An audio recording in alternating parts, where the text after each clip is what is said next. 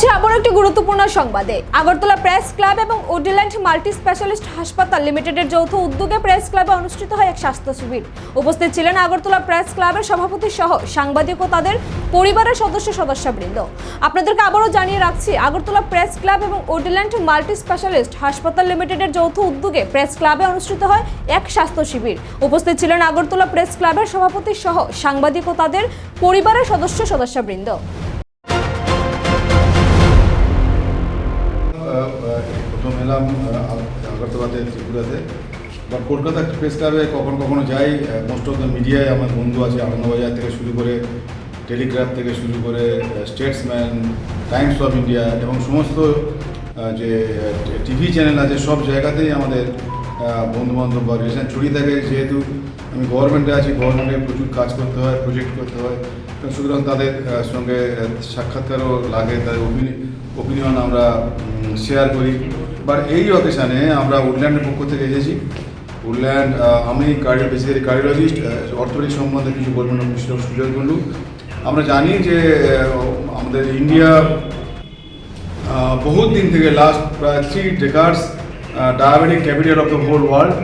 But at present India coronary artery disease বা heart অ্যাটাকের জন্যে কারণেই সেটাতেও সবচেয়ে এগিয়ে আছে ওয়ার্ল্ডের মধ্যে। সব থেকে বেশি ডেথ হয়, আমরা জানি যে number 1 killer in the world in human being is the coronary artery disease. World wise around 10% পেশেন্টের হার্ট অ্যাটাকে মৃত্যু হয়।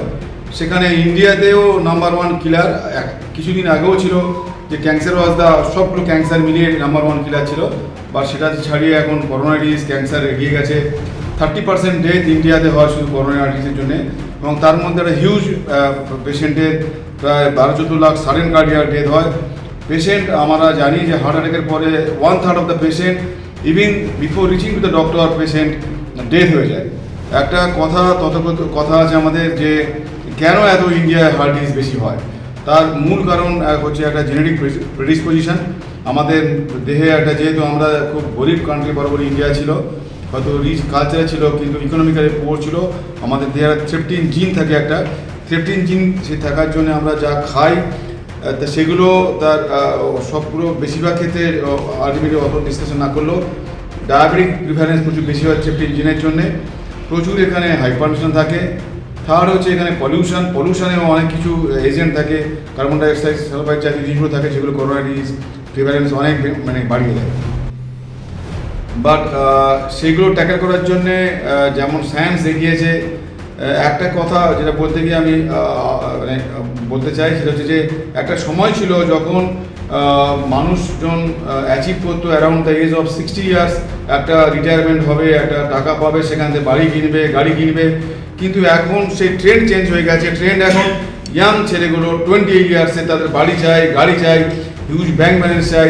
এই দৌড়তে গিয়ে, এই অফিসের কাজ করতে গিয়ে স্ট্রেস, টেনশন, মেন রিজন মতো করোনারি আর্টারি ডিজিজ।